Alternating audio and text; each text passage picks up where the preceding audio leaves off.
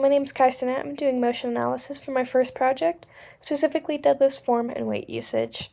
My client's name is Logan Hobbicht. He's a student athlete here at STHS. He's been working out for around 2 years now. Within this program, we are aiming to correct any bad form while deadlifting and hopefully being able to add additional weight to the bar itself.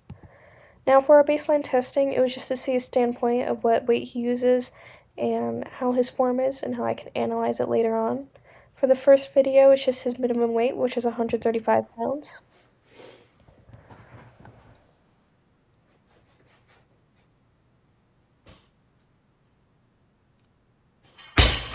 Another POV of that.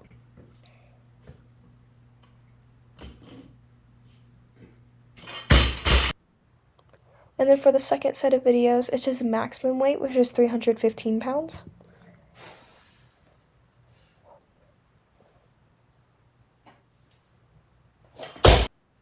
And then I have a front view of that one also.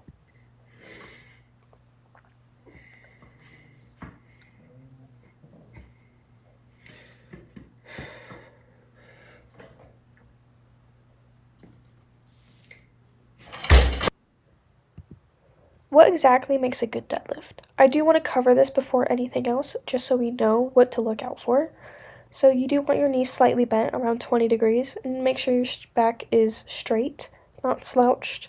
Your feet should be hip width apart, and your midfoot under the bar without your shin actually touching it. You don't want your leg touching it. You do want to be very close to the bar though. Do make sure you are, and then grip the bar shoulder width apart also. It is a leg-driven exercise. Yes, it does work most of your body, but you do want to think about pushing from the ground up instead of just pulling up with the bar. And of course, tighten your body, and a very important part is having your hip between your knees and your shoulder, not above your shoulder nor below your knees. And I do have an example from a lifter right here.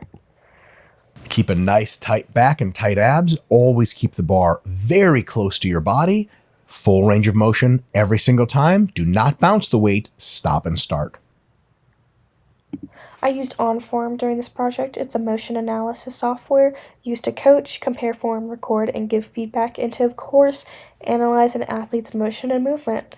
Now, it's a very good app. It does charge you after 14 days, so be aware of that.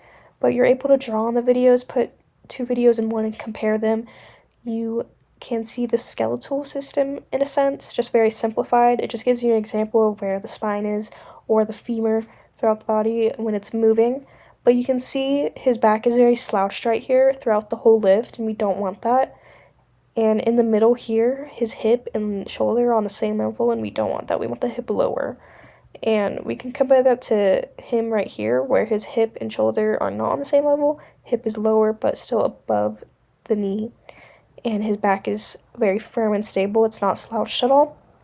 For feedback, I gave Logan a table on his problems and why they're an issue and information to fix it. For both of the problems, it's just unsafe for our client. It can be very painful if you don't have good form. It gives you lower back pain, or it can constrict nerves, and that's not good for you at all. And also just doesn't advance your deadlifts at all. You want to be using all your muscles, giving your best, but having bad form won't be doing that, and it won't advance any of your lifting. Now to fix them though, for the hips on level with the shoulder, you just need to lower your hips so it's in between your shoulders and knees. As you can see right here in this example, his hips are down here but not below the knee, and also his back is straightened, and we don't want slouching. Slouching is not something we want at all. He's very firm and stable. So I did give Logan a warm-up exercise to do before his deadlifts. It's just important to have the blood flowing and your muscles being ready for the deadlifts. It helps you in the long run. For our first one, we did squat kettlebell swings. We did 1 set, 25 reps, and I do have an example of that.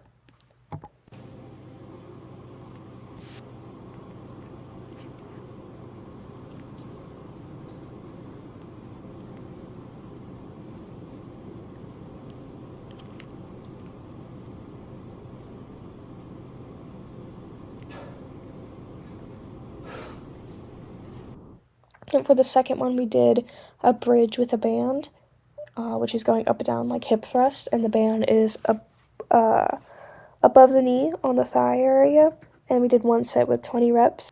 For the third one, we did single leg RDL reaches. This targets the hamstrings mostly. We did one set with 10 reps on each side.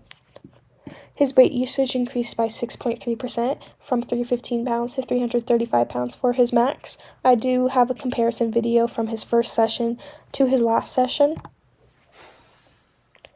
You can just see the slouch from the first video and the improvement. And then this is a picture of it. Just, you can really see how it's straight now and how the hip is now below the shoulder, which is what we want. I also have a clearer video of the last session so you can see it by itself.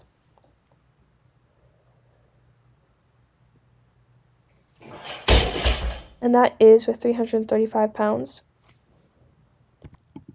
Why is proper form important? It's a risk to yourself if you're not properly lifting right. It can cause lower back pain, disc swelling, muscle tears, muscle pulling. If you have good form, you're using more of your own muscle and working your body just right.